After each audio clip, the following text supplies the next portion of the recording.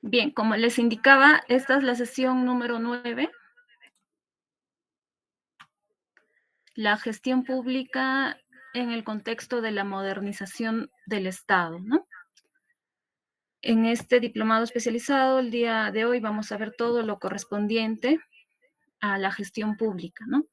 De acuerdo al programa, tenemos que analizar todo lo que es relacionado a la política nacional de modernización de la gestión pública al 2030, ¿no? Pero sí me gustaría plantear o tener en claro algunas cuestiones preliminares que de repente en el estudio de esta rama tan especializada me parece fundamental a efectos de entender de manera integral lo que es la política, ¿no? Ubicarla dentro del sector, entender mejor a dónde van dirigidos, sus objetivos prioritarios, los lineamientos, las acciones en general de todas las eh, enunciados de esta política en específico, ¿no? Por ello se ha dividido esta sesión en dos temas generales, cuestiones preliminares y lo que es en sí la política, ¿no? Quiero precisar también que, bueno, de repente para que ya tengan la visión desde el inicio, que esta clase, como les comento, habla acerca de la modernización del Estado, ¿sí? En las siguientes sesiones ya veo que tienen programado estudiar específicamente lo que es el sistema de abastecimiento, por ejemplo, el tema de tesorería, de recursos. Entonces, todavía no vamos a ver en esta clase o hacer referencia específicamente a esos temas, porque ya van a tener una sesión de 2 horas para cada tema en específico, ¿no?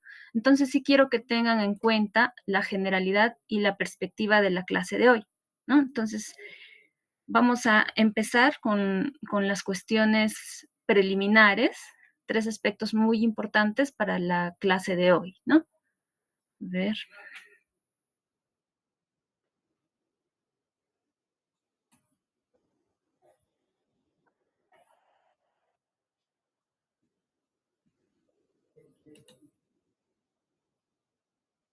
Tres aspectos muy importantes, ¿no? Como les mencionaba, el primero, la organización del Estado, el segundo, los principios de la organización de la administración pública y el tercero, la importancia de los sistemas administrativos. Entonces, empezando con la organización del Estado, cuando nosotros hablamos de la organización del Estado, debemos remitirnos necesariamente a la constitución política, ¿no? Los principios constitucionales, de acuerdo al artículo 43 de la Constitución. En este artículo se nos habla de una república democrática, social, independiente y soberana, ¿no? Asimismo se nos habla, y esta es la parte que nos interesa, del gobierno que es unitario y descentralizado, ¿no? Y también hay un principio constitucional sobre lo que es la separación de poderes. Esto es importante porque, como vamos a ver, si bien nuestro ordenamiento jurídico, Disculpe, nuestro doctora, gobierno es descentralizado, no se vamos a visualiza ver, las diapositivas. perdón, Gracias. ¿no se No, visualiza? no, magister, no, no se visualiza. A ver,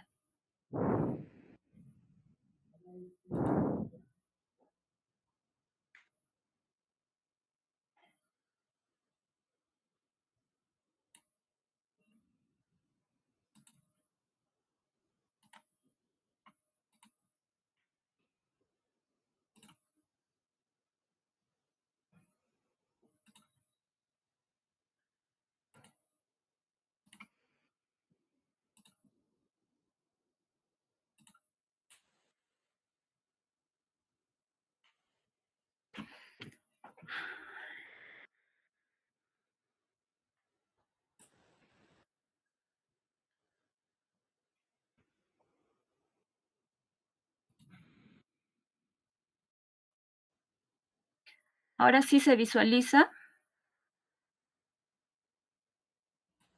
Sí, doctora. De acuerdo. Bien, entonces, como les mencionaba, si bien nuestro ordenamiento jurídico, ¿no? Nuestro gobierno es descentralizado, vamos a ver qué implicancias tiene esta descentralización, ¿no? Porque es también unitario. ¿Qué significa unitario? Que por más de que haya un reparto de poder a nivel territorial o institucional, el Estado es finalmente un ente único, ¿no? Entonces, no podemos hablar de repente del Ministerio de Economía y Finanzas, porque es totalmente un ente distinto a, no sé, al Ministerio de Poblaciones Vulnerables, ¿no?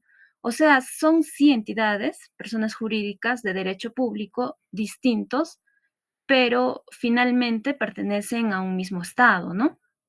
Y esta idea es bien importante porque es uno de los pilares que vamos a ver luego en la política nacional de modernización, ¿sí? ¿Qué más? En el artículo 43 de la Constitución podemos desglosar estos dos conceptos del que venimos hablando, ¿no? Gobierno unitario, que es un único sistema de órganos de gobierno cuyos poderes actúan sobre todo en el territorio nacional, ¿no? Es decir, una organización estatal para todo el territorio nacional, es lo que estábamos comentando, ¿no? Y descentralizado.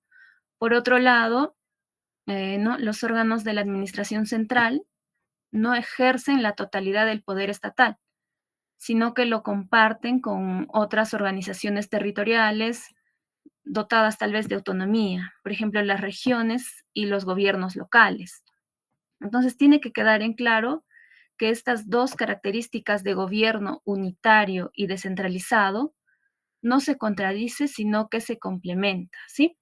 Lo vamos a ver a lo largo de la presentación, pero antes tenemos que hablar también de lo que corresponde o lo que está relacionado al diseño constitucional de organización del Estado, ¿no? Para efectos de la clase y de acuerdo también a la doctrina, el desarrollo doctrinario y a partir, bueno, de una lectura de la Constitución, podemos encontrar que hay cuatro componentes generales en lo que es el diseño constitucional, cómo está diseñado en nuestro gobierno, de acuerdo a la Constitución, ¿no? Y estos componentes son a nivel territorial los tres niveles de gobierno, bueno, que ya todos conocemos, ¿no? Los organismos constitucionalmente autónomos, los organismos creados por leyes y por último las empresas del Estado, ¿no? Esos son los 4 componentes generales. Entonces, como les decía, en el primer componente de los 3 niveles de gobierno, bien sabemos pues que el gobierno nacional, regional y local, lo menciono de manera general, como digo, con cargo a especificar las implicancias de esta importancia de reconocer que hay 3 niveles de gobierno y que se rigen bajo estos principios de unidad y descentralización de poder. Los organismos constitucionalmente autónomos es otro de los componentes, ¿no?, que muestra la Constitución. En realidad reconoce a estos organismos, como su propio nombre lo dice, autónomos. Entonces, no se encuentran dentro o en dependencia de algún poder en específico, ¿no?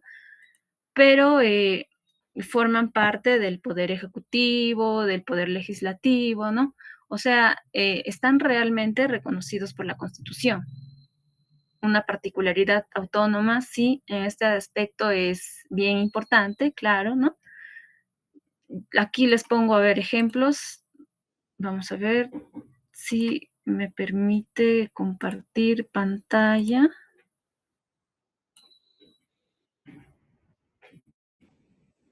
A ver.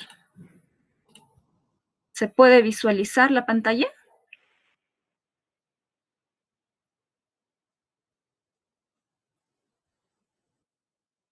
Muy bien. Bien, entonces, como les mencionaba, aquí les pongo ejemplos claros, como el Tribunal Constitucional, la Contraloría, el Banco Central de Reserva, ¿no? Pero estos temas nunca escapan de debate en la actualidad, porque, por ejemplo, y es un tema a debatir, ¿no?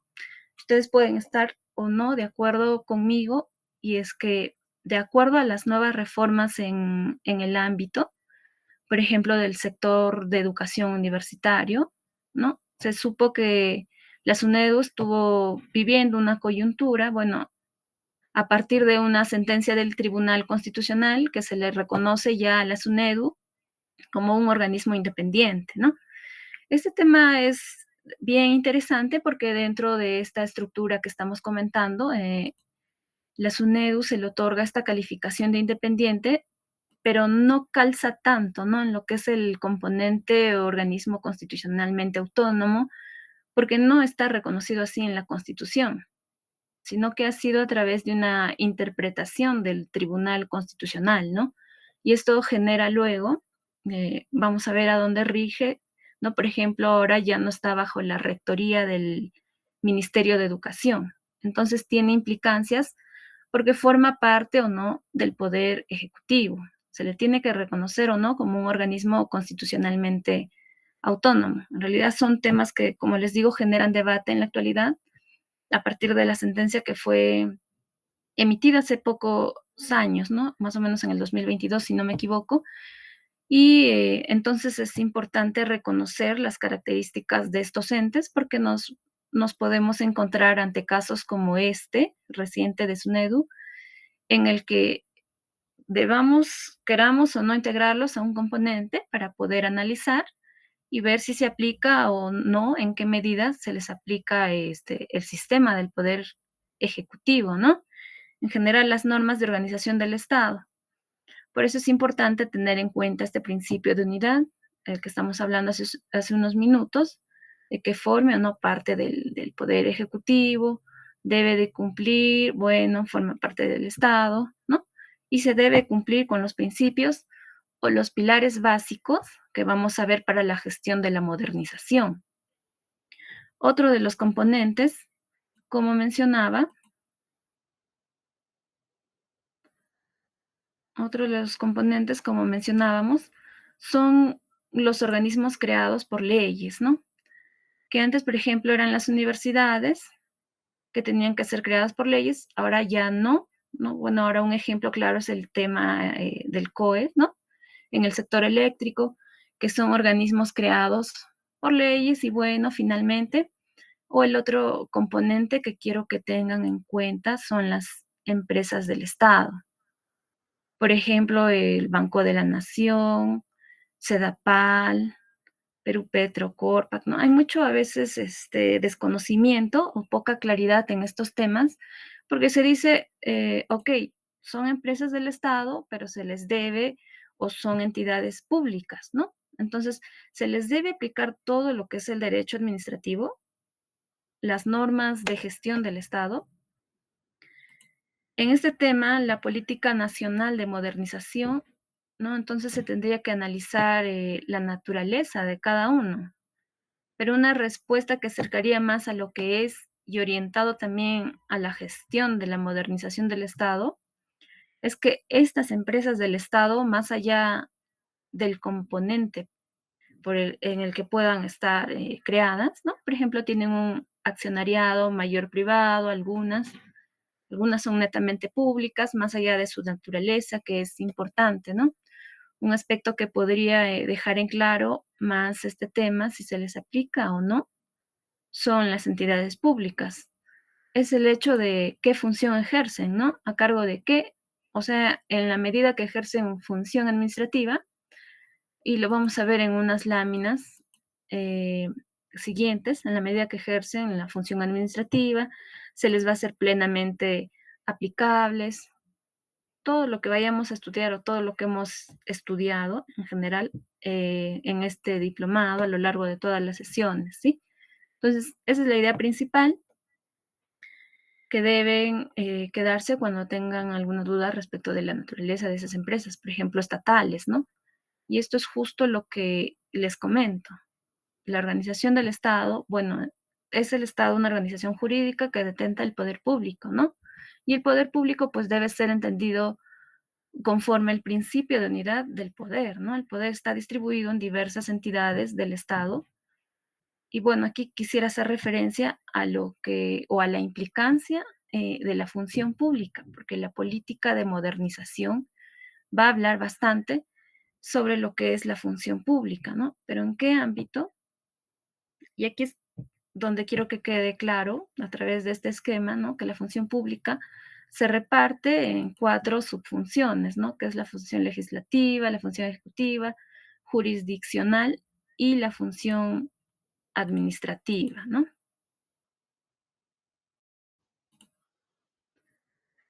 Bueno, otro aspecto que también quiero señalar es que ninguna es independiente o autónoma de la otra, porque, por ejemplo, uno puede pensar, ¿no? La función legislativa solo está netamente reservado para lo que es el Congreso de la República, pero en realidad el tema de crear leyes, bueno, sí, crear leyes, ¿no? Pero el tema también es que esta función de crear leyes tiene un fundamento en la base normativa, ¿no? En el fundamento de crear normas en general y quien también cumple con esa función, el Poder Ejecutivo, ¿no? Entonces, la función ejecutiva, si bien es cierto, está a cargo del Poder Ejecutivo, ¿no? No solamente se encarga de la función ejecutiva, sino también de una función legislativa, sea a través de este principio de la potestad de repente reglamentaria, ¿no? A través de la reglamentación o también cuando el Congreso de la República delega facultades al Poder Ejecutivo para regular ciertas materias en específico, ¿no? Como ustedes ya conocen.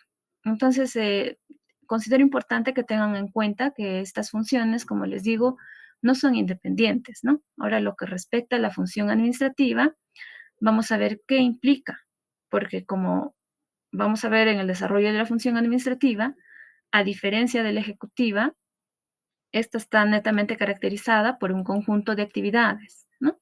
Está más orientada a la ordenación, a la reglamentación de lo que es el poder ejecutivo, pero la función administrativa en sí tiene un componente adicional que lo vamos a ver y como les digo, no necesariamente, por ejemplo, la función jurisdiccional, sabemos que lo ejerce el Poder Judicial, pero cuando el Poder Judicial de repente requiere, por ejemplo, la contratación a través de la ley de contrataciones públicas, no sé, la adquisición de algunos bienes y servicios, va a ejercer función administrativa en la medida que se está enmarcando dentro de lo que es el derecho administrativo, ¿no?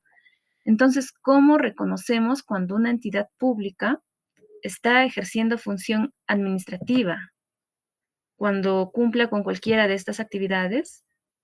¿Qué actividades de ordenación o limitación, no? Cuando la ordenación de limitación es cuando la administración impone restricciones o deberes a los privados para garantizar el interés público. Por ejemplo, el establecimiento de autorizaciones, licencias, ¿no? O la exigencia del administrado para, no sé, ciertos requisitos para otorgar una licencia. Por ejemplo, es una actividad donde el administrado quiere realizar algo, pero la administración coloca límites y restricciones, ¿no? ¿Qué otra actividad? En la actividad de prestación de servicios, esto está relacionado directamente, bueno, también relacionado a lo que es servicios públicos, ¿no? Cuando la actividad vinculada de esta con la satisfacción de necesidades colectivas, temas de transporte, temas de gas natural, pueden ser temas de electricidad, telecomunicaciones, es la prestación en realidad de servicios públicos, ¿no? Una actividad prestacional del Estado. ¿Qué otras actividades? Pueden ser actividades de inspección, pero estas actividades de inspección, tengan en cuenta, está más relacionada directamente con los administrados en un tema de control y vigilancia, o fiscalización, o muchas veces también supervisión. ¿Para qué? Para comprobar la legalidad de las actividades que realice. Entonces, tenemos otra actividad, la sancionadora, ¿no? Ya que es muy conocida el medio de respaldo, tutela en caso de contravención de normas, ¿no? La actividad de fomento se dirige a la acción de particulares hacia fines de interés general mediante otorgamiento de incentivos, ¿no? Y finalmente, la actividad de controversias, que la administración tiene la facultad de resolver controversias.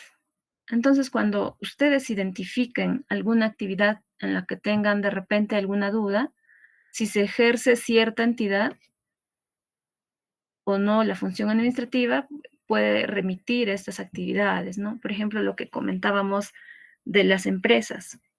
Sedapal, ¿no? Es una entidad pública, pero cuando aplicamos tal vez el concepto de que se encuentra relacionado o que presta el servicio de agua potable y saneamiento, está directamente cumpliendo con lo que es la actividad de prestación de servicios, ¿no? En la medida que ejerce esta actividad, función administrativa, por ende se les aplica todo el marco normativo que ya hemos estado viendo a lo largo de esta sesión, ¿no? Entonces, es un ejemplo de cómo podemos nosotros identificar a la función administrativa. Esto es lo que respecta a la organización del Estado, ¿no? Ahora, en unos principios de la organización de la administración pública que también resultan muy importantes de cara a la política de modernización del Estado, ¿no? Es la descentralización.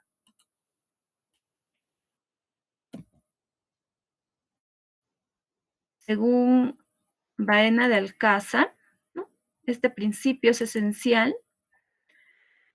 propio del derecho administrativo, ¿no? La descentralización debe entenderse como el traspaso de funciones desde un ente administrativo a otros entes administrativos menores, siempre que ello implique la efectiva transferencia de poderes decisorios ejercidos en nombre propio por la entidad a cuyo favor se hace la descentralización sobre ese principio.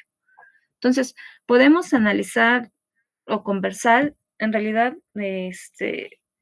sobre la descentralización.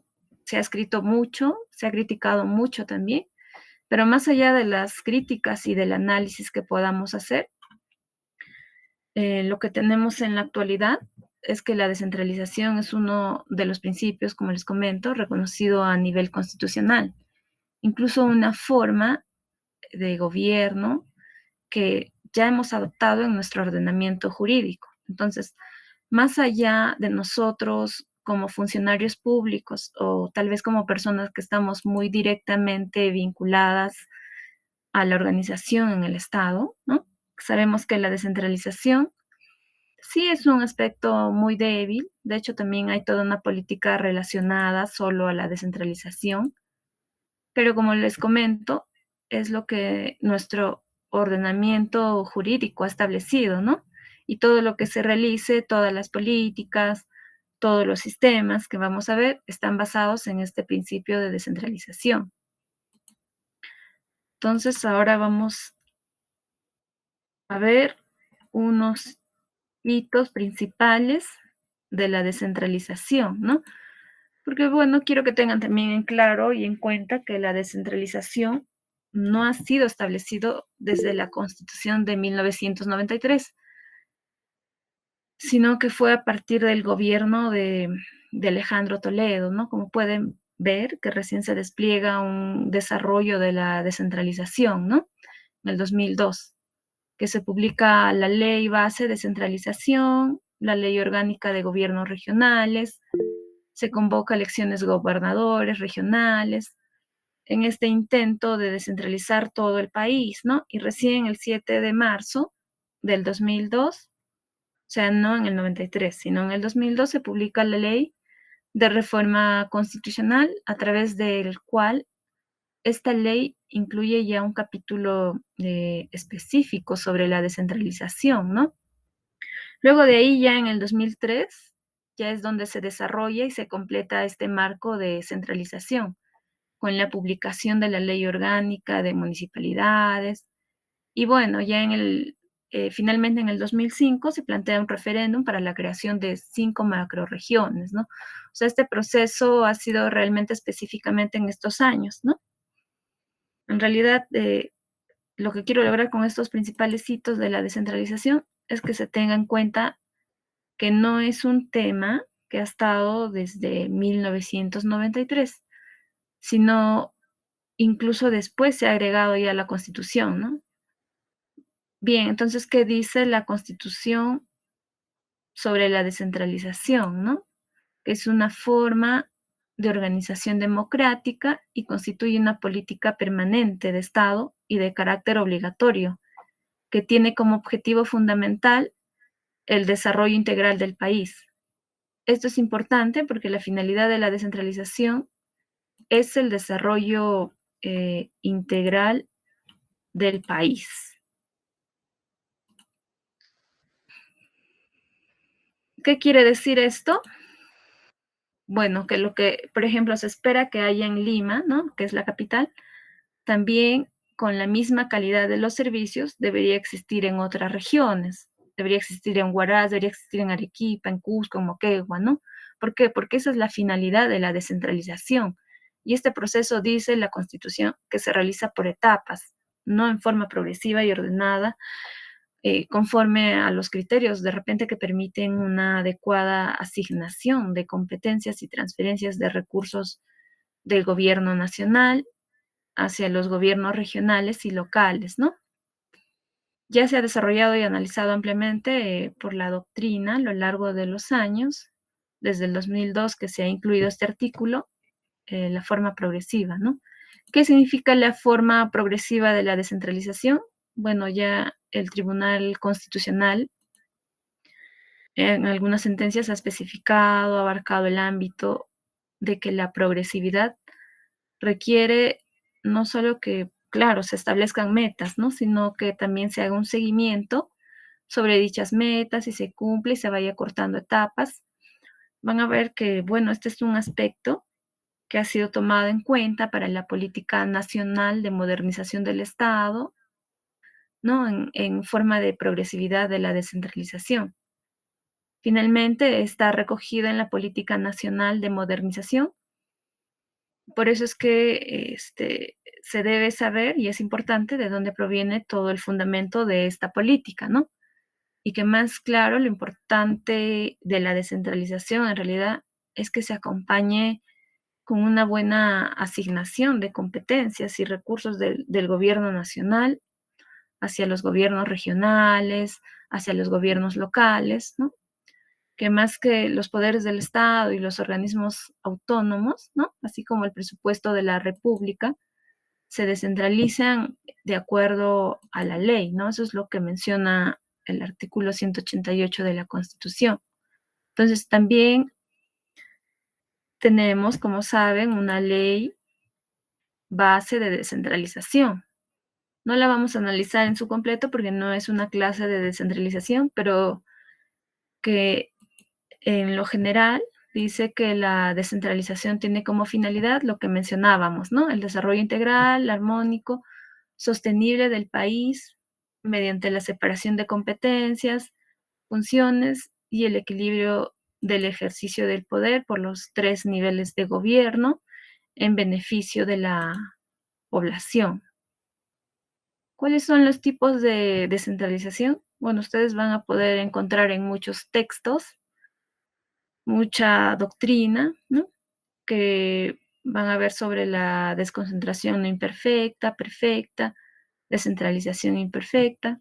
En realidad hay muchas formas de clasificar lo que es la descentralización, pero les voy a mostrar dos tipos básicos que les pueden permitir y les pueden ayudar a analizar lo que es en sí la descentralización, ¿no? Y uno es de carácter institucional y el otro es de carácter territorial.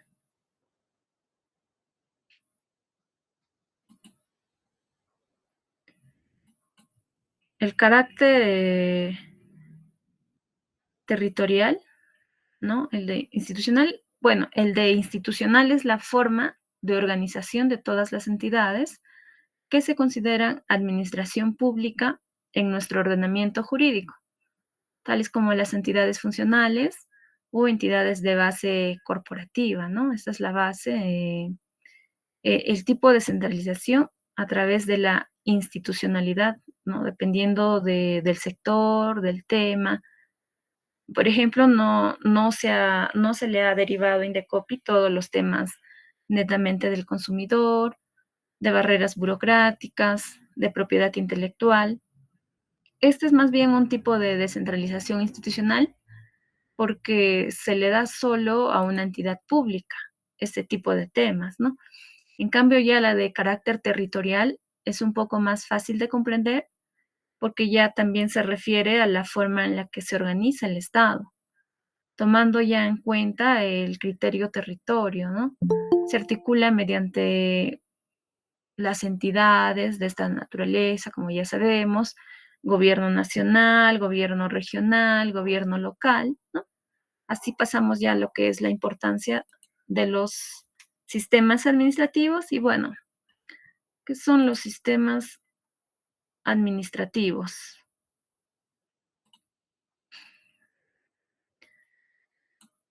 Me parece que ya lo han visto en una sesión anterior, pero bueno, solo para resumir, ¿no? El sistema administrativo está regulado en los artículos 43 al 48 de la Ley Orgánica del Poder Ejecutivo. Los sistemas administrativos son el conjunto de principios, normas, procedimientos, técnicas e instrumentos, ¿no? Son transversales a las actividades de la administración pública, ¿no? Y están a cargo todos de un ente rector como autoridad técnico-normativa a nivel nacional, ¿no? Y son de dos tipos, funcional y el administrativo, ¿no? El tipo funcional, más que todo, es el cumplimiento de las políticas públicas, ¿no? Lo que es el sistema administrativo funcional va más relacionado a, por sectores, ¿no? Por ejemplo, un sistema funcional es el sistema de gestión de los recursos hídricos, ¿no? En cambio, ya el administrativo regula el uso de los recursos de la administración pública. Y para diferenciarlos, también se puede decir, ¿no?, que los sistemas de tipo administrativo solo son 11. Y esos 11 están listados en la propia ley orgánica del Poder Ejecutivo, ¿no? Y uno de esos 11 sistemas administrativos es el sistema administrativo de modernización de la gestión pública, que es el sistema que vamos a ver hoy día, ¿no? Entonces, la diferencia de los sistemas administrativos en relación a los funcionales es que el administrativo es más transversal a todas las entidades de la administración pública. ¿no? Importa el sector transversal a todas, ¿no? En cambio, el funcional no solamente importa un sector, como por ejemplo, les digo, ¿no? El del sistema de recursos hídricos, en el que están tal vez, por ejemplo, solo la ANA, los gobiernos regionales, el Ministerio de Desarrollo Agrario, o solamente es como por sector, ¿no? El administrativo, sino porque regula temas de recursos humanos, de abastecimiento, presupuesto público. Y justo estos sistemas que estoy mencionando van a ser seguramente estudiados por ustedes en las siguientes sesiones, ¿no? Entonces, nosotros vamos a estudiar lo que es uno en específico, que es lo relacionado a la gestión de la modernización del Estado. Y bueno, aquí una manera de reflexión, porque vamos a ver ya más adelante cuando analicemos lo que respecta a la política en específico, ¿no? Se va a hablar de una articulación de los sistemas, pero ¿para qué sirven los sistemas? ¿Por qué son importantes, no? Tenemos a, bueno, vamos a mencionar a Marcial Rubio, ¿no? Que nos comenta que un sistema no es la suma organizada de normas, órganos y procesos destinados a proveer a la administración pública de los insumos necesarios para cumplir eficientemente sus fines institucionales, ¿no? Entonces, es la manera en cómo se organiza una entidad o lo que debe tener en cuenta, ¿no? Porque se dice, es un conjunto de normas, órganos, procesos para cumplir con los fines institucionales de cada entidad. En esta medida, dice Marcel Rubio, cómo ocurre con los sectores, ¿no? No es un organismo, no es un concepto en el que se comprende tal vez varios elementos entre los que se encuentran distintos organismos públicos. Cuando hablamos de sistemas, no es que hay un sistema, no es una entidad de la administración pública, ¿no? Un sistema es un conjunto de varios elementos que hacen que cada administración pública, cada organismo público pueda cumplir con sus fines institucionales, ¿no? Esa es la reflexión que tiene o la definición de los sistemas que tiene Marcial Rubio. Por su lado, también tenemos a Cristian Guzmán, ¿no? Cristian Guzmán ya menciona que un sistema constituye una organización de normas, órganos y procesos que tienen por finalidad proveer la administración de insumos para cumplir con su labor de manera eficiente y permite a los diversos órganos y organismos de la administración pública actuar de manera coordinada para obtener un resultado común, ¿no? En esta cita, lo que nos dice Cristian Guzmán es que la finalidad de organizar, establecer un marco ordenado para todas las entidades públicas, de que sí puedan cumplir con sus labores, sus fines institucionales, ¿no? De manera eficiente, de manera coordinada, porque finalmente tienen un resultado común, ¿no? ¿Cuál es ese resultado común? La de brindar un servicio, como lo vamos a ver al administrado, al ciudadano, ¿no? ¿Qué más dice Cristian Guzmán? ¿No? Los sistemas cumplen un rol medular al organizar de una manera más racional las actividades públicas y permitir que ellas se realicen de manera coherente, ¿no? Y efectivamente, en realidad los sistemas, al estar compuestos por varios elementos organizados, lo que quieren o lo que buscan es una coherencia en todas las administraciones públicas, ¿no? Y que cada una, pues, vea la manera en cómo cumplir con sus fines, ¿no? Sino una meta o un rango, un horizonte común para que todas puedan cumplir con lo propuesto. ¿Qué más dice Guzmán? considera que la organización tanto sistemática como sectorial constituyen íconos de la gestión pública moderna y advierte que su ejercicio debe ser racional dentro de ciertos límites, sin afectar la necesaria especialización y autonomía de las entidades, ¿no? Efectivamente, cuando hablamos de sistemas, tienen que adecuarse racionalmente a lo que son las entidades públicas, ¿no? Ya lo vamos a ver más adelante también. Entonces, estos fueron los 3 aspectos preliminares que quería, compartirles, ¿no? De cara a lo que corresponde hablar sobre la política de modernización de la gestión pública. Ahora entramos ya, de lleno en la Política Nacional de Modernización de la Gestión Pública y, bueno, tenemos que necesariamente partir para ver 5 componentes. No, perdón, 6, porque esta ya es una situación futura, deseada. Bueno,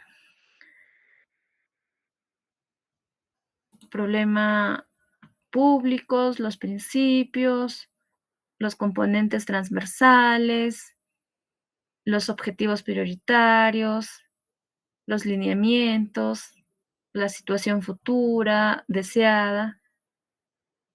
Quería mencionar que, por ejemplo, cuando ustedes le den una lectura a la Política Nacional de Modernización, bueno, en realidad es un poco larga, densa de estudiar, ¿no? Pero tengan en cuenta que la elaboración de esta política se ha considerado porque ya es una obligación de todas las entidades cuando se realizan este tipo de políticas. Cumplir con una serie de pautas, de metodología, que es el CEPLAN, ¿no? Si el CEPLAN es el organismo que se encarga de establecer estos lineamientos, esta metodología que cada entidad pública o cada ente rector de un sistema debe cumplir. Cuando se quiere hacer una política nacional, ¿no? Y el primero de ellos es, evidentemente, dimensionar o realizar un diagnóstico de cuál es el problema público implicado en la política que se genera. De hecho, uno de estos componentes o alguna de esas preguntas, cuando se analiza el problema público, es si realmente es necesario llegar a establecer una política nacional, o sea, si se tiene que hacer una evaluación, si realmente necesitamos una política nacional o de repente, okey, hay un problema público, pero o puede ser resuelto por las entidades públicas de otra manera, tal vez implementando, no sé, otros mecanismos, ¿no? Necesariamente y no necesariamente a través tal vez de una política nacional. Así que por eso, luego de una evaluación que es muy extensa y que pueden encontrar detalladamente en la propia Política Nacional de Modernización, ¿no? Eso sí se ha determinado que es necesario contar con un marco general donde se establezcan objetivos, lineamientos, para que todas estas entidades públicas estén de acuerdo o de acorde, mejor dicho, a la modernización de la gestión pública, ¿no? Vamos a ver qué implica la modernización, ¿no? Pero antes de ello, efectivamente, tenemos que ver cuál es el problema público al que nos enfrentamos y qué ha determinado, ¿no? Bien, la enunciación del problema público, a ver,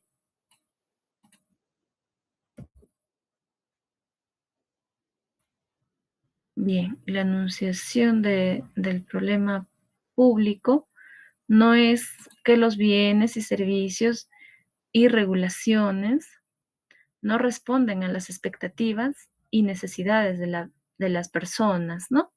Y a la creación del valor público. Aquí lo que quiero resaltar qué es lo que significa la creación del valor público, ¿no? Y la política nacional de modernización nos establece dos temas importantes, ¿no? Que ese valor público cuando se genera valor público, las intervenciones públicas que adoptan de forma de bienes y servicios, regulaciones que luego vamos a ver, ¿no? Que esto es un eje central en la política y que satisfacen necesidades, expectativas de las personas, generando beneficio a la sociedad, ¿no? ¿Y cuál es el otro componente para generar valor público? Cuando se optimiza la gestión interna a través de un uso más eficiente, más productivo de los recursos públicos, para directa o indirectamente tal vez satisfacer las necesidades y expectativas de las personas, ¿no? Generando beneficios a la sociedad. Si se dan cuenta del aspecto primordial de la política, incluso desde la enunciación del problema público, está relacionado a satisfacer necesidades, expectativas de las personas, ¿no? Y generar ese beneficio a la sociedad. Entonces, esa es la creación de valor público. Responder a esas expectativas, necesidades, ¿no? Ahora porque la variable central en estos temas, ¿no? Son los bienes, servicios, regulaciones, porque esto realmente constituye, dice la política, ¿no? Que entre las personas, sea natural o jurídica, que se acerca más a la entidad y a la administración pública, no por su posición estratégica en la generación de resultados para las propias personas, ¿no? Y pero sí ejercen un valor elevado, ¿no? Un impacto, no solo en la satisfacción, sino en la valoración de las personas con relación a la actuación del Estado en su conjunto, ¿no? Entonces aquí el diagnóstico que se realiza para la elaboración de la política nacional de la modernización se establece algunos datos de relevancia, ¿no? Que evidencia que se requiere tal vez un cambio en las entidades públicas y uno de ellos es de acuerdo a este gráfico desarrollado por el Banco Interamericano de Desarrollo, ¿no? Las horas necesarias para completar un trámite. Bueno, si ustedes pueden ver, bueno, y esa información está relacionada, o bueno, corresponde al 2018, ¿no? Que es la última información que se ha tenido a la mano para elaborar la política, ¿no? Ustedes pueden ver que, por ejemplo, Chile, que es el más bajo, ¿no? Una persona en Chile puede demorarse en promedio solo 2 horas para realizar un trámite, pero en Perú se puede demorar 8.6 horas en realizar un trámite. No estamos, bueno, sí, ¿no? Estamos en segundo lugar luego de Bolivia, ¿no? En todo lo que es Latinoamérica. Entonces, es realmente un dato preocupante porque esto da cuenta de que algo no está funcionando de manera adecuada o eficiente en la administración pública. Y es necesario no solo cambiar, o mejor dicho, no cambiar, ¿no? Sino primero analizar cuál es el problema que está ocurriendo para que lleguemos a esa cifra, ¿no? Por ejemplo, tenemos otra estadística que se menciona en la política y es el porcentaje de personas que tienen que regresar para realizar un trámite, a completar un trámite, ¿no? De ahí lo que está en color rojo significa que las personas tienen que regresar para finalizar la gestión y lo que está de color azul es que terminó ya con la gestión. Y bueno, se dan cuenta este gráfico gracias a Ipsos en el 2017, nos da cuenta incluso por una estadística a nivel de Lima, ¿no? A nivel del interior del gobierno regional. O sea, si vemos cuál o dónde se detenta el mayor porcentaje de las personas que tienen que regresar para finalizar la gestión, es en los gobiernos regionales. Y aquí va un poco de repente la crítica, porque todo lo que estábamos comentando acerca de la descentralización, ¿no? La importancia de la descentralización, como les digo, más allá de nosotros poder criticar de que efectivamente la descentralización es un proceso, ¿no? Que no se ha estado efectuando del todo, porque no está funcionando. Es lo que nuestra constitución política establece como forma de gobierno y lo que finalmente pues debemos seguir, ¿no? No podemos establecer metas ni objetivos que vayan en contra de la Constitución, ¿no? Entonces, tenemos también que analizar cómo desde la descentralización que nos establece la Constitución podemos cambiar o mejorar esta cifra. Porque como están viendo, hay datos objetivos de que, por ejemplo, el gobierno regional, ¿no? Es la entidad que tiene un alto porcentaje en el tema de trámites en la gestión. A ver, aquí vamos a observar otro gráfico que está ya relacionado a las razones que inciden en la insatisfacción con la atención de las entidades públicas, ¿no? Es bien interesante porque, bueno, Datum es una encuesta de medición de satisfacción ciudadana, ¿no? Que en el año 2019 se realizó para medir diferentes aspectos, como por ejemplo la demora en la atención, las colas, las pocas ventanillas. No sé si se dan cuenta, pero otra vez una de las entidades que tiene más alto porcentaje en la demora de la atención es el gobierno regional, ¿no? En este caso, la primera entidad no son las empresas, no son las empresas públicas, ¿no?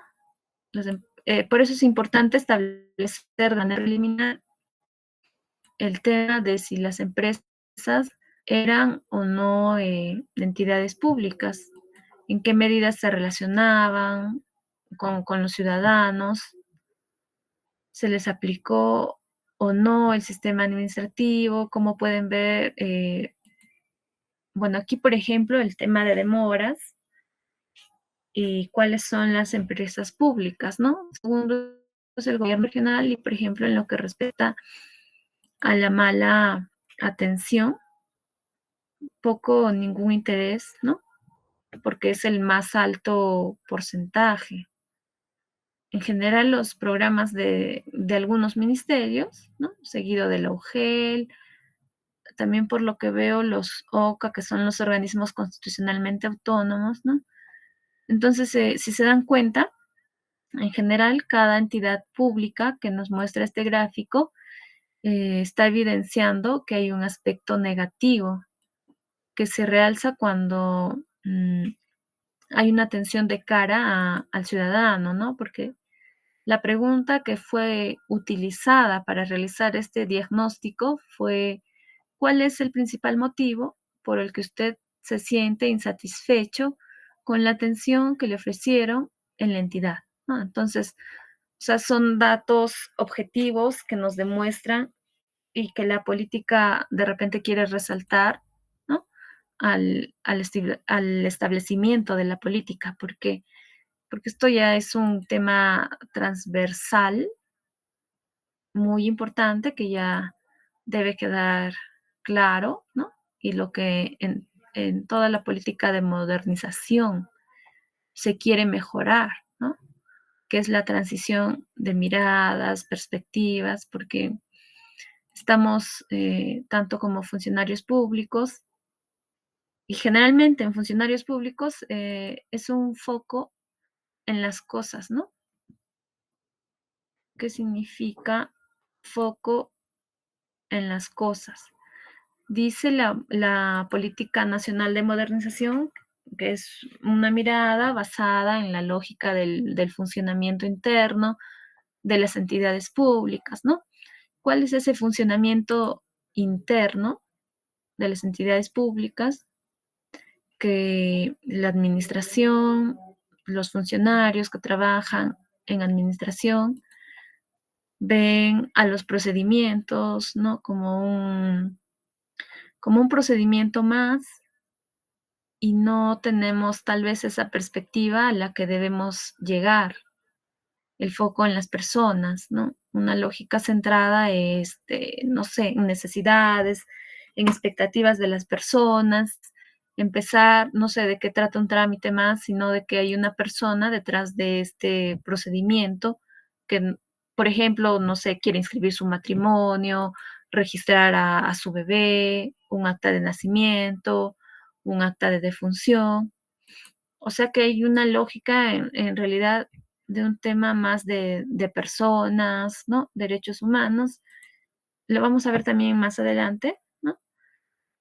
Y no es solo pensar en que es un procedimiento más que hay que realizar o resolver. Entonces, esta transición de miradas es lo que la política, ¿no? Plantea, una de las bases de la Política Nacional de Modernización. Y bueno, sí quiero que tengan también en cuenta que este foco en las personas resulta muy retador para la administración pública porque, bueno, si uno puede estar pensando en la lógica, en un foco en las personas, ¿no? Pero ¿qué pasa si, por ejemplo, también la entidad pública no cuenta o no hay los recursos económicos transferidos necesarios que vienen desde el gobierno nacional, ¿no? Al gobierno regional? Por ejemplo, para implementar, no sé, mejores mecanismos de atención.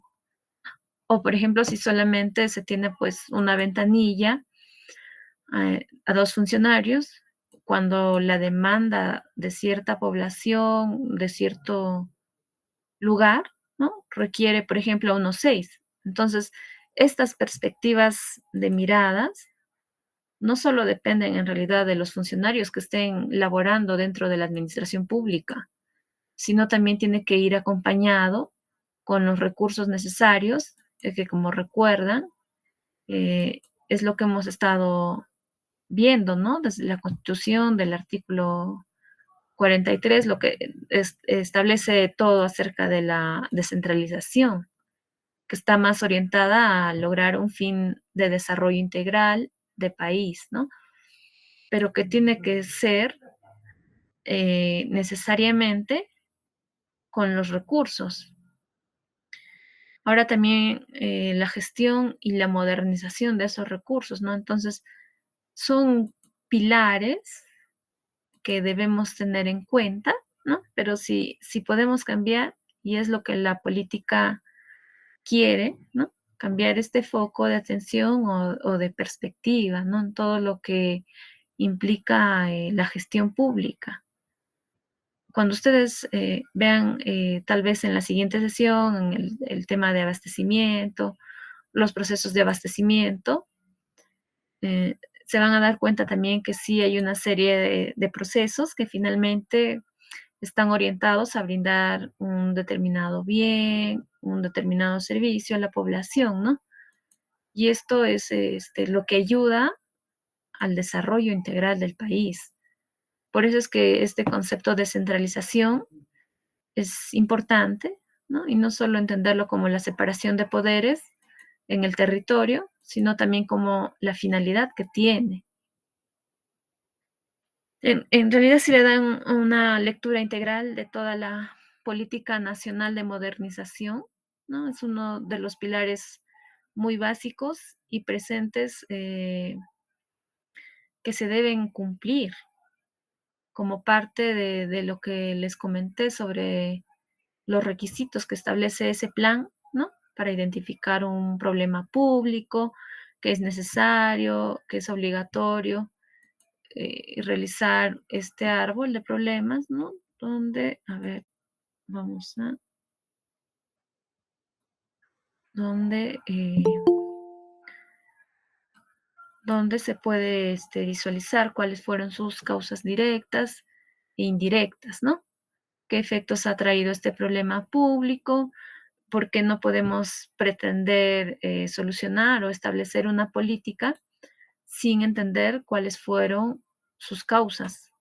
Porque justamente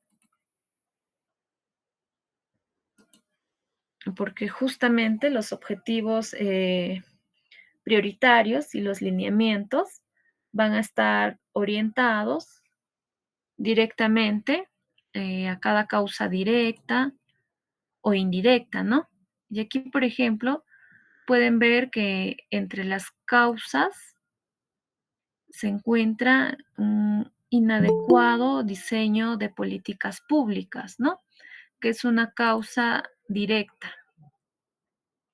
¿Y cuáles son sus causas indirectas? Bueno, la definición de problema de políticas públicas, no basado tal vez en evidencia, ¿no? Esto es un problema o es una cuestión que pasa muy seguido, ¿no? Creemos que hay algunos problemas que puede ser de repente solo en un ámbito sectorial, ¿no? Pero se hace la validación con estudios objetivos. Por eso es que fue importante, por ejemplo, establecer que existe evidencia objetiva como estadísticas, no encuestas, tal vez en temas de satisfacción de los ciudadanos con la administración pública, porque a veces cuando se plantean estos tipos de políticas, no hay una evidencia que lo respalde. Y eso es importante también porque quizás solamente en el ámbito de la especulación, ¿no? Y al final no hay tal vez una razón objetiva, ¿no? Otra cosa que tenemos es la ausencia de criterios de priorización en el diseño de políticas públicas, ¿no? Eh, este tema ya está relacionado cuando, claro, se tiene una agenda dentro de la política, ¿no? O de la administración pública, pero no se establece tal vez la priorización. Por ejemplo, un gobierno regional, ¿no? No sabe si priorizar el presupuesto para, no sé, ejecutarlo. Eso también es un problema en la priorización de las causas indirectas, porque es la incorrecta identificación de objetivos, indicadores, lineamientos, ¿no? En el diseño de políticas públicas, ¿no? Que ahora vamos a ver cuáles son los específicos en la política de la modernización. Y finalmente también estas políticas públicas, ¿no? Que están dentro de la formulación de normas, instrumentos que no se sustentan en un análisis de impacto tal vez regulatorio. Esto es usual, ¿no? En gobiernos regionales o locales. Ejemplo, por ejemplo, el tema de ordenanzas, ¿no? No hay un análisis de impacto regulatorio porque tal vez sea obligatorio, sino un análisis ex ante, ¿no? No es necesario regular este tema en específico, o ya hay otras opciones tal vez en el ordenamiento jurídico que pueden ayudar. Más bien, lo que sí es necesario es establecer una nueva ordenanza, ¿no? Por ejemplo, fortalecer la fiscalización respecto de lo que ya está regulado. Entonces, este análisis de impacto regulatorio en cualquier ámbito, de nivel de gobierno en general, de cualquier administración pública, ¿no? Si hablamos de ministerios, por ejemplo, es importante identificar si el problema es uno o si se debe regular o no se debe regular o si se debe fortalecer la fiscalización. Por ejemplo, puede incluso solucionar el tema sin la necesidad de establecer una nueva regulación. Pero bueno, ustedes saben cómo es nuestra cultura en el Perú, ¿no? Mientras se pueda regular la mayor cantidad de situaciones posibles, se va o no, y así no nos llenamos de muchas reglamentaciones, de muchos sistemas de ordenamientos sectoriales, ¿no? Y al cabo de todo hacen más difícil lo que ya es la gestión, ¿no? Del Estado en general. Otra de las causas directas que nos interesa o que es importante analizar es todo lo que ha motivado en realidad a la modernización de la política, ¿no? Que es la inadecuada estrategia de intervención para lograr los objetivos de la política pública.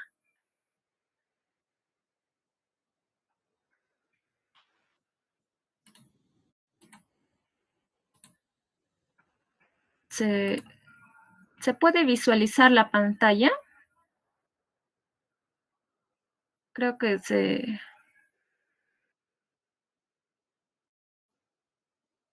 a ver.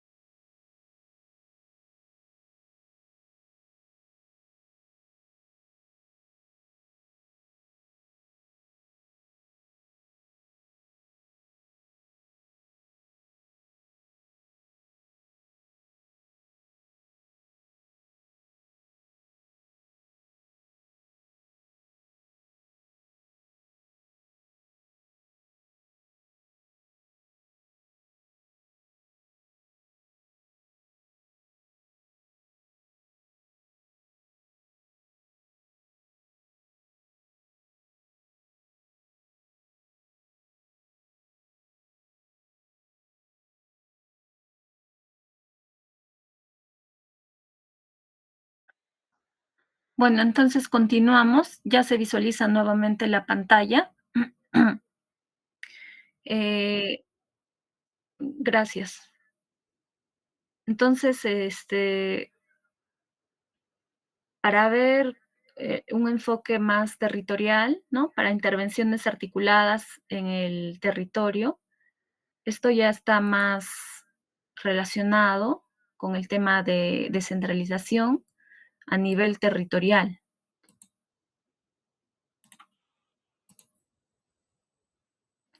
No hay tal vez una adecuada gobernanza, ¿no? ¿Qué significa gobernanza? No, no hay una adecuada articulación entre los niveles de gobierno. En el caso, si hablamos de gobierno regional y local, pero tampoco, bueno, a nivel horizontal y vertical, ¿no? En el tema de los propios ministerios. en el mismo poder ejecutivo, por ejemplo, ¿no? Otra cosa es que hay un débil ejercicio de rectoría para la obtención de resultados de política, ¿no? Las rectorías de cada sector, de cada sistema, están muy débiles en el sentido de que no se establecen necesariamente algunas metas, objetivos, no sé, determinantes, ¿no? Un horizonte a donde de repente todas las entidades implicadas deben ir, ¿no? Y pues también otra causa indirecta es la poca claridad sobre las competencias, funciones, roles que tienen las entidades en las intervenciones públicas, ¿no? Esto es un tema quizás como funcionarios públicos, ¿no? Ustedes que se encuentran día a día, de repente con un procedimiento administrativo o un trámite en específico y no necesariamente se tienen claro si es que la entidad a la que recurre el ciudadano o el administrado es la competente para poder solucionar un problema determinado, ¿no? O en general, incluso cuando se trata de regulaciones sectoriales, ¿no?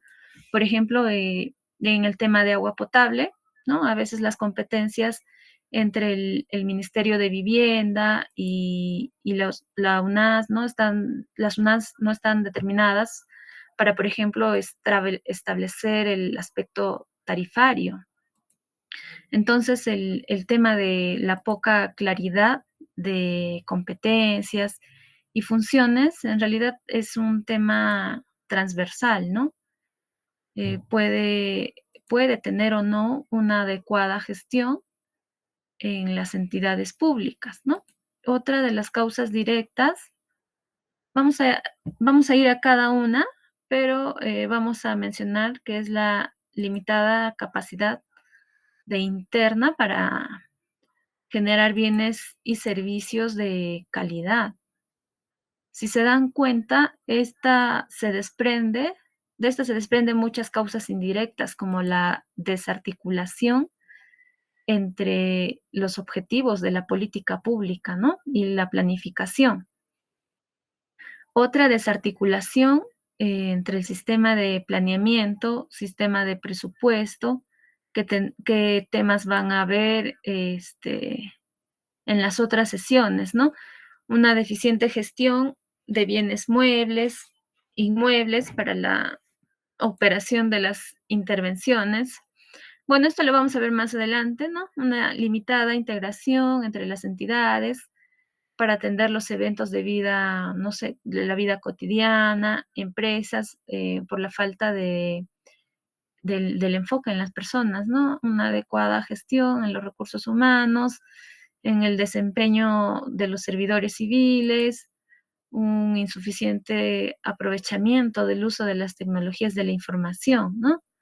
Otra de las causas directas son también los limitados procesos de seguimiento, evaluación y mejora continua, orientada hacia los resultados, ¿no? Porque hay una escasa cultura de seguimiento, de evaluación para el logro de resultados. Hay una limitada gestión de la información, del conocimiento, para la innovación, para la mejora continua, en lo relacionado a las intervenciones públicas, ¿no?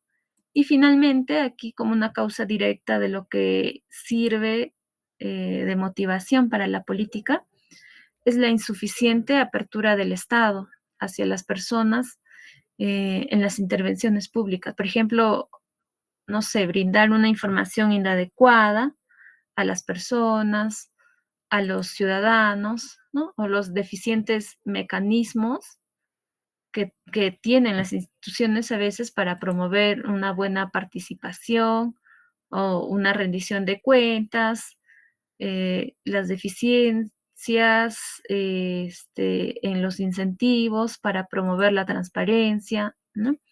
También el limitado alcance de los mecanismos de integridad pública. Entonces, todas estas causas que estamos analizando, ¿no? Que hemos comentado, están dentro de la política nacional de modernización, que de hecho cuenta, ¿no? Que el problema público es lo que los bienes, los servicios y las regulaciones no responden a las expectativas y necesidades de las personas y a la creación del valor público, ¿no? Y el efecto, porque en sí las personas que no acceden de forma oportuna a servicios básicos y las personas que también enfrentan barreras burocráticas, ¿no? Afecta en realidad el ejercicio de sus derechos, ¿no? No sé si se dan cuenta, tanto las causas directas, indirectas, como los efectos también están dimensionados desde una perspectiva de un foco hacia las personas, ¿no? Y no tanto un nivel tal vez procedimental, sino en las personas, ¿no? ¿Cuál es la afectación de las personas? El limitado acceso a sus derechos. Y eso es muy grave, por así decirlo, porque finalmente se afectan de alguna manera sus derechos fundamentales, ¿no? Que están reconocidos en la Constitución y que también son pilares de nuestro estado de gobierno, ¿no? Estos son los componentes transversales que uno puede encontrar en la política nacional de modernización del Estado, ¿no? A ver, se dejó de compartir de nuevo.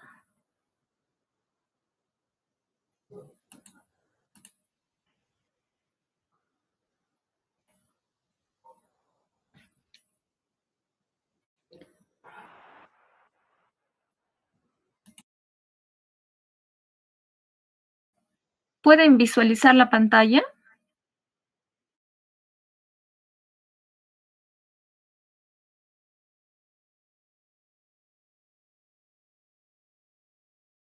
Sí se aprecia.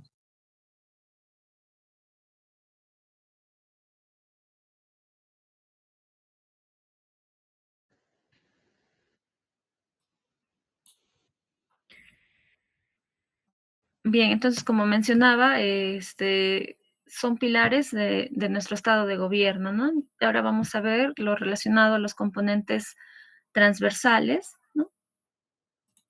Que todo esto lo pueden encontrar en la Política Nacional de Modernización del Estado, ¿no? Que lo que se quiere lograr como algo transversal a todos los objetivos, a todos los lineamientos que vamos a ver, es el seguimiento, la evaluación y la mejora continua, ¿no? Este tema, este componente está directamente relacionado con la progresividad. Lo que estábamos comentando al inicio de la sesión, ¿no? De la que se habla en el tema de la descentralización, ¿no? Se dice el Estado descentralizado, se realiza de una forma progresiva y permanente, ¿no? Como les decía, era la descentralización que se debe entender por progresividad, ¿no? Y que el Tribunal Constitucional ya ha establecido que esta progresividad no solamente es establecer los mejores esfuerzos a lo largo del país, sino también establecer metas, hacer seguimiento y, bueno, evaluación y una mejora continua respecto al cumplimiento de estas metas, ¿no? No solamente establecer un camino, sino hacer seguimiento y que este sea un eje, un componente transversal que recoge la política nacional de modernización, ¿no? Justamente dice que es transversal y de naturaleza permanente, ¿no? Porque cuyo fin es afianzar las acciones de seguimiento, evaluación y, bueno, mejora continua, la cual sí es aplicable a los componentes de políticas públicas y regulación, ¿no? en el caso de bienes y servicios, en el caso tal vez de una gestión interna, de resultados, no debe incorporarse como parte de la gestión. De cada uno de los componentes, ¿no? La información que resulte de la gestión de cada uno de ellos va a ser parte de la evaluación y de la mejora continua, ¿no? Un tema en realidad de seguimiento en este ámbito que tiene que ser de naturaleza permanente, ¿no? ¿Cuál es el otro componente transversal que quiere lograr la política nacional de modernización? Que se trate de un Estado abierto a la gestión de los componentes, ¿no? De todo lo que vamos a ver y de lo que se incorpora ante la necesidad del Estado hacia las personas, ¿no? Aquí ya viene más un enfoque hacia las personas con el fin de que provean información a través de diversos canales de comunicación que ya deben poner a disposición en realidad todas las entidades públicas, ¿no? Así como las acciones que promueven, la participación de las personas, las intervenciones públicas, ampliar el alcance de los mecanismos de integridad pública, rendición de cuentas, ¿no? El Estado abierto, este componente transversal, como dan cuenta, está orientado a lo que es más la transparencia de la administración pública, ¿no? En la gestión o incluso en su vinculación con los ciudadanos, ¿no? El acceso permanente, por ejemplo, a los expedientes o al acceso a la información pública, ¿no? Que tengan que toda la relación en cualquier trámite que tengan las entidades un estado abierto de rendición de cuentas, ¿no? ¿Qué está haciendo, por ejemplo, el Estado con el presupuesto público? ¿En qué lo gasta? ¿En qué lo ejecuta? ¿Cómo van los proyectos? ¿No? Entonces, son los dos componentes más determinantes en la política nacional de modernización, ¿no? Y bien, también se establece principios y estos principios, como les había comentado, bueno, están orientados a lo que es el foco hacia las personas, ¿no? Y también justamente por ello, el primer principio es el de los derechos humanos, ¿no? Que se considera la responsabilidad política, jurídica, ética de los servidores públicos para hacer cumplir y generar las condiciones de un ejercicio pleno de ciudadanía, de los derechos humanos, que no se vulnere, ¿no? No se asume que los derechos son en realidad inherentes a todos los seres humanos. Entonces, se fundan en el respeto de la dignidad de la persona, ¿no? Y son interrelacionados, interdependientes, lo cual incluye los enfoques transversales también de género, de interculturalidad, ¿no? De discapacidad. Es amplio en realidad hablar de la modernización, ¿no? Todo lo que es la gestión, como genera como base la dignidad de las personas, de los derechos humanos, independientemente de cómo dice la Constitución, ¿no? Sin ningún tipo de discriminación. Incluso aquí en la política nacional se detallan temas transversales de género, ¿no? De interculturalidad. Por eso, se debe tener en cuenta cada principio, ¿no? Otro principio de la política que debemos tener en cuenta cuando estamos hablando de la política nacional de modernización es la orientación a resultados, ¿no? Las entidades realizan intervenciones públicas para resolver un problema.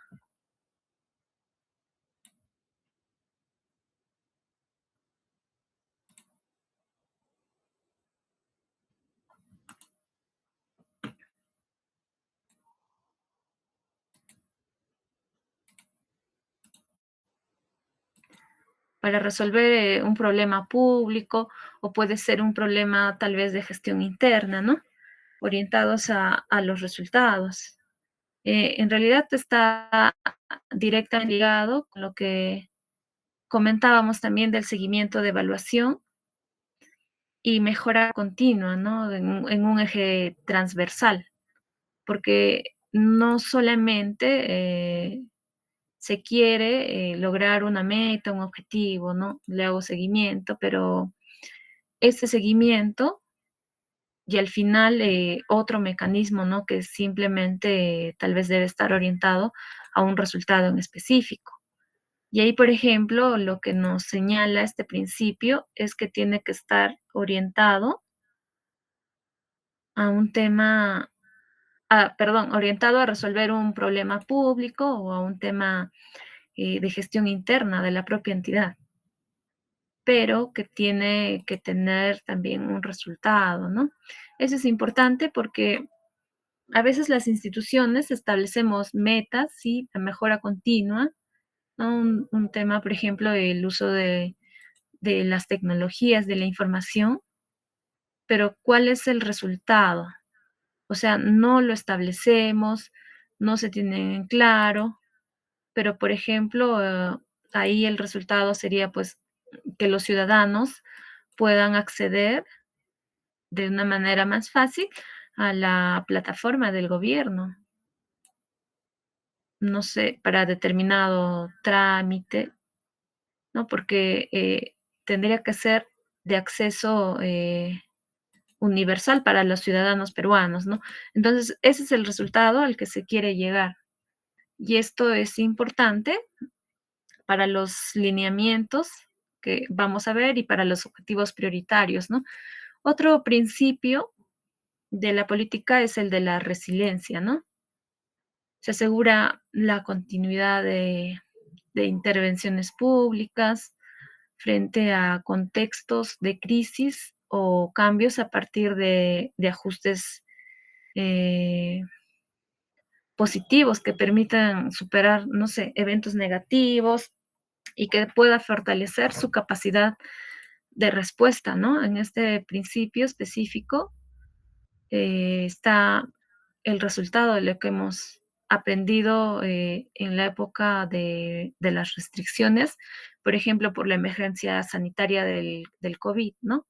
Lo que quiere dar cuenta el principio de resiliencia es que las entidades públicas, ¿no? Al brindar bienes y servicios orientados a la satisfacción y expectativas de los ciudadanos, no debe ser, pues, de repente perpetuada por alguna de estas situaciones.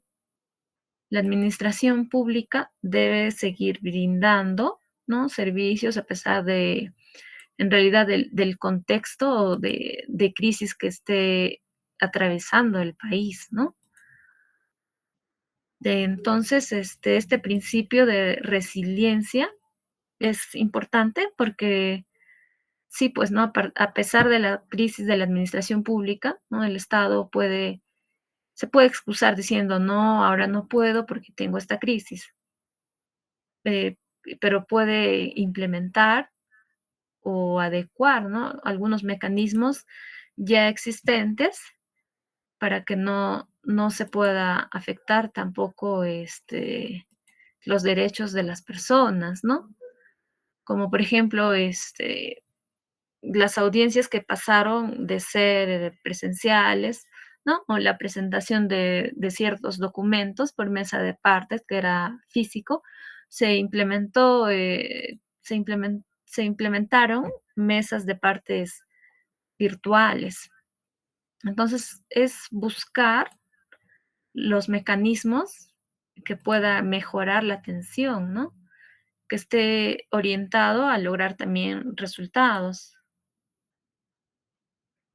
En realidad, ¿qué otros principios hay en el tema de productividad, no? Que se optimiza la gestión interna a través de un uso eficiente y productivo de los recursos públicos para alcanzar los objetivos institucionales, considerando el costo efectividad de las decisiones, ¿no? Bueno, este tema de la productividad también lo hemos visto específicamente, creo que en una de las sesiones, al inicio, ¿no? Cuando hablábamos de que, por ejemplo, los TUPAS, los textos únicos de procedimientos administrativos, donde se establece ya de manera predeterminada al ciudadano, ¿no? Cuánto tiempo ya va a demorar la institución en resolver un determinado procedimiento, un trámite, ¿no? Y si este trámite o procedimiento, no sé, a los 30 días o a los 15 días hábiles que no ha sido resuelto, ¿no? ¿Cuál es su seguridad jurídica del ciudadano, ¿no? En qué silencio, por ejemplo, se puede aplicar o no el silencio positivo, el silencio negativo, ¿no? Y si tiene tal vez una tasa, ¿cuál es el costo de la tasa, ¿no?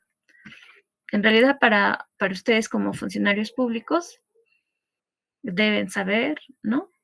Los costos de los procedimientos, ¿no? Pues esto ya es un criterio que se establece de manera aleatoria.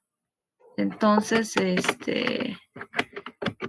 este procedimiento que se evalúa por el tiempo también, ¿no? Cuánto tiempo le cuesta a un funcionario público tal vez resolver determinada materia, ¿no? Y a función de eso, a través de una fórmula económica, se llega a determinar, no sé, cuánto cuesta el procedimiento. Entonces, estos temas también permiten eh, cumplir, por ejemplo, con este principio de productividad.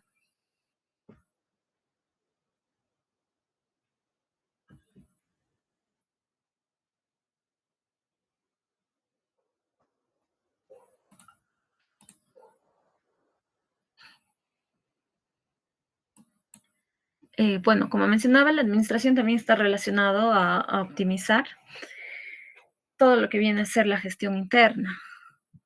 Otro de los principios es el de la continuidad, ¿no? Bueno, este principio está relacionado a la orientación de las decisiones de política pública, ¿no? Más apunta a la sostenibilidad en el tiempo y también tiene que ver mucho con el cierre de brechas, ¿no? A través de la articulación con políticas del Estado, objetivos, metas de planeamiento, ¿no? La programación multianual. Bueno, este tema está vinculado a lo que es el cambio que hay en los gobiernos, ¿no? Por ejemplo, el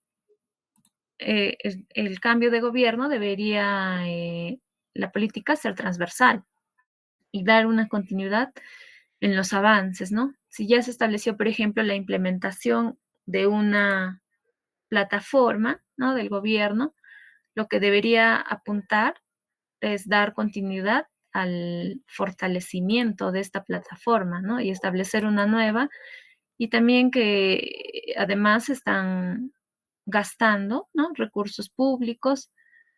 También es un tema de, por ejemplo, capacitar más a los funcionarios para que puedan dar un buen servicio a los ciudadanos, ¿no? Que de repente se les limita el acceso al estar ante una plataforma nueva, ¿no? Que es más difícil si no tienes conocimiento. Entonces, la continuidad en lo que es la política pública, ¿no? Es importante, y en lo que respecta a la modernización del Estado, incluso es más, porque si no hay continuidad en la modernización, mm, no podemos tampoco hablar o evidenciar de que no hay ninguna modernización, ¿no? Entonces, el tema de continuidad también responde a estos cambios de gobierno, ¿no? Que se establecen o de políticas que estén orientadas a largo plazo, metas a largo plazo, ¿no? Que puedan ser cumplidas independientemente de los cambios políticos. Otro tema es el de la territorialidad, ¿no? A través del enfoque territorial, las intervenciones públicas Consideran también una diversidad cultural geográfica, socioeconómica, para que se pueda hacer frente a los desafíos y también poder brindar soluciones a los problemas, ¿no? Relacionado también con el tema de la descentralización que ya les había comentado inicialmente, ¿no? Y relacionado a los 3 niveles de gobierno, eh, que justamente esta clasificación de los 3 niveles de gobierno, bueno, la estructura administrativa, ¿no? Que nos rige, básicamente está orientado a fortalecer este principio, ¿no? Porque ¿quién mejor que las municipalidades que saben ya de las necesidades de una determinada población? Son, bueno, el ente administrativo más cercano, ¿no? Entonces, la información con la que cuentan los gobiernos locales ayuda bastante al gobierno regional, ¿no? Y también incluso a los ministerios por el ejecutivo, ¿no? Por ejemplo, en el tema de la emergencia sanitaria, ¿no? Cuando se dieron los bonos, esos padrones que fueron hechos por los gobiernos locales, ¿no? Permitió finalmente al ministerio que pueda establecer un padrón de qué personas fueron las más afectadas, quiénes necesitaban bonos, a qué se dedicaban, quiénes se quedaron sin trabajo. Entonces, el tema de la territorialidad también es importante como un principio y hay que aprovecharlo, ¿no? En otro de los principios. Ahora vamos a ver otro de los principios de la política, que es la flexibilidad y también la agilidad de las entidades públicas, ¿no? De cómo adaptan su organización y sus procesos para que puedan responder oportunamente a los ciudadanos, ¿no? A ver,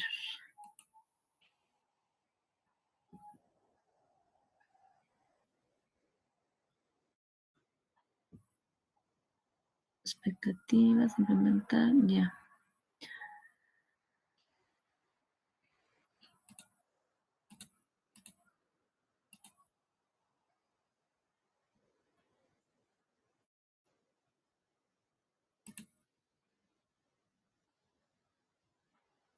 Bueno, entonces,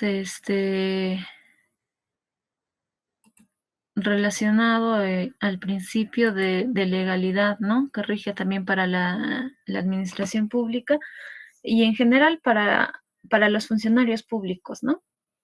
Actuar bajo lo que dice la norma, ¿no? Pero claro, también hay que buscar espacios donde se pueda ejercer también la discrecionalidad, ¿no? O sea, la flexibilidad y la agilidad también, porque siempre van a estar presentes en cualquier actuación, ¿no? De la administración de los funcionarios. Y bueno, para ello pueden basarse también en lo que son los principios que, por ejemplo, establece la ley de procedimiento, ¿no? Son principios que se rigen no solo por los procedimientos administrativos en los trámites, sino también para ver cómo responde la administración, ¿no? Y si son principios que están regulados en lo que ahora ya es una norma común, ¿no?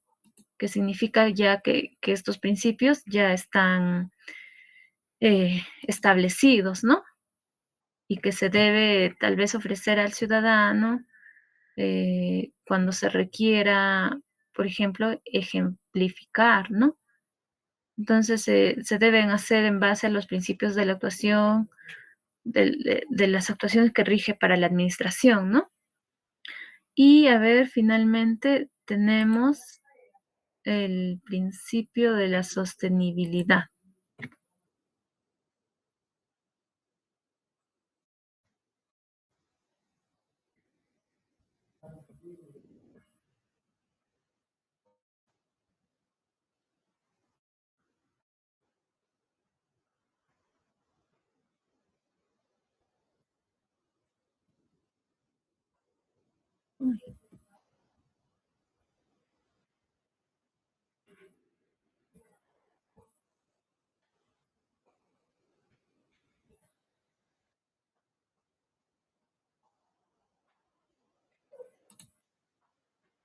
Ya, como les mencionaba, finalmente tenemos el principio de la sostenibilidad ambiental, ¿no? Es importante también porque esta está orientada más al uso racional y sostenible de los recursos naturales, ¿no? Considerando también promover el desarrollo social y el crecimiento económico que genere una riqueza equitativa, ¿no? Entonces, estos son los principios que rigen o se establecen para la política nacional de modernización de la gestión pública. Está más orientada, de hecho, hacia del año 2030, ¿no? Entonces, si se dan cuenta, hay algunos principios como el de orientación por resultados, el de resiliencia, el de continuidad, ¿no? Que resultan fundamentales a efectos de establecer metas, objetivos, lineamientos que se puedan realizar a lo largo de los años, ¿no? Independientemente de los cambios políticos o de las crisis, por ejemplo, las crisis sanitarias, ¿no? Eh, que se puedan presentar. Eh, por eso es que se complementan bastante con el principio de resiliencia, ¿no? Con el de flexibilidad, agilidad, ¿no? Todo forma parte de un círculo para que finalmente este enfoque hacia las personas, la política quiera dar cuenta, ¿no? Entonces, esos son los principios de la política nacional. Bien, ahora vamos a ver eh, los objetivos prioritarios, ¿no? Son 4 objetivos prioritarios. Tenemos como primer objetivo prioritario, que es el de garantizar las políticas públicas que respondan a las necesidades y expectativas de las personas en el territorio, ¿no? Esto básicamente busca fortalecer la potestad que tienen los ministerios para priorizar la atención de problemas públicos que estén netamente vinculados al ámbito de su competencia, ¿no? Otro objetivo prioritario, garantizar políticas públicas que respondan a las necesidades y expectativas de las personas en el territorio, ¿no? Aquí el lineamiento es básicamente implementar la gobernanza regulatoria en entidades públicas, ¿no? Otro objetivo prioritario importante también en la política nacional de la gestión pública es el de garantizar políticas públicas que respondan a las necesidades y a las expectativas de las personas en el territorio, ¿no? Esto ya considerando mm, cómo deben de actuar las entidades públicas, ¿no? En realidad se busca que las entidades puedan identificar sus roles y sus responsabilidades y que puedan involucrarse en brindar un buen servicio, ¿no? El objetivo prioritario de mejorar la gestión interna en las entidades públicas. Otro objetivo, mejorar la gestión interna en las entidades públicas. Mejorar la gestión interna en las entidades públicas, mejorar la gestión. Aquí cambian los lineamientos, ¿no? Por ejemplo, asegurar la articulación de los sistemas administrativos, fortalecer la gestión de riesgos en las entidades públicas, implementar servicios integrados entre entidades públicas, incorporar el uso estratégico de los TICs y datos en las entidades públicas, fortalecer las capacidades de los funcionarios, directivos, servidores, ¿no? Implementar también el régimen del servicio civil en las entidades públicas, fortalecer la implementación de la gestión de rendimiento en las entidades públicas, fortalecer el enfoque de integridad en la gestión institucional en las entidades públicas, fortalecer la implementación de la gestión del conocimiento, fortalecer la mejora continua en el Estado, garantizar un gobierno abierto que genere legitimidad en las intervenciones públicas. En realidad, hablar de la política de la gestión pública, ¿no? La política nacional de modernización es bastante amplio porque cuenta con varios objetivos, lineamientos, componentes, pero todo está centrado en, en garantizar un buen servicio al ciudadano, ¿no? Lo que busca es analizar, es revisar, es evaluar un conjunto de causas y efectos del problema público. Bueno, entonces, en ese sentido, la situación que desea la Política Nacional de Modernización de la Gestión Pública al 2030 es la siguiente, ¿no?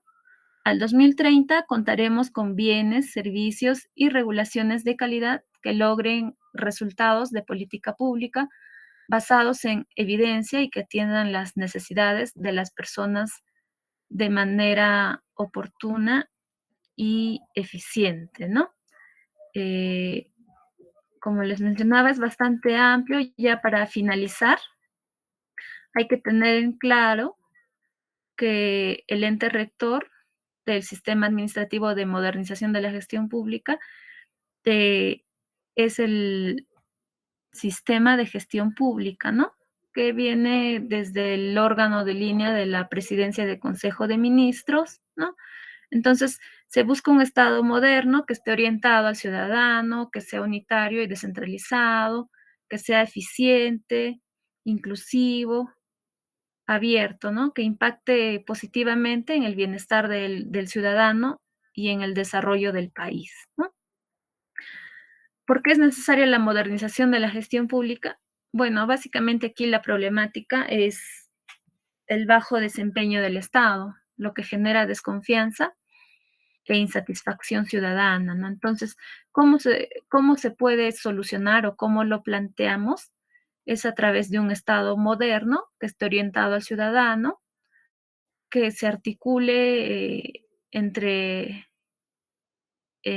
instituciones, que haya un mayor balance entre flexibilidad y control de la gestión, mayor sostenibilidad, mayor innovación, transparencia, ética pública. Y bueno, ¿no? Los 5 pilares que comprende la modernización de la gestión pública. Tenemos el primer pilar, alineamiento de políticas públicas, planes estratégicos y operativos.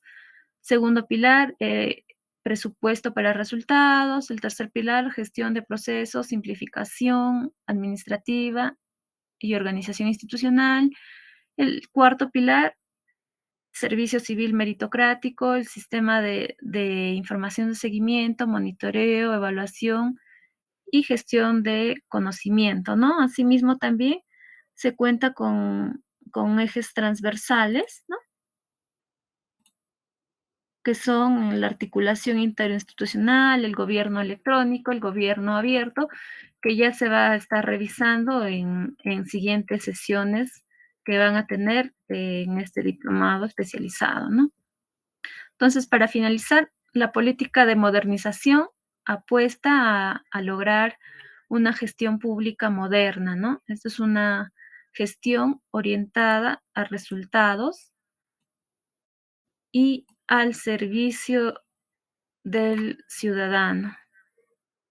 Bueno, con eso ya estamos dando por acabada la sesión.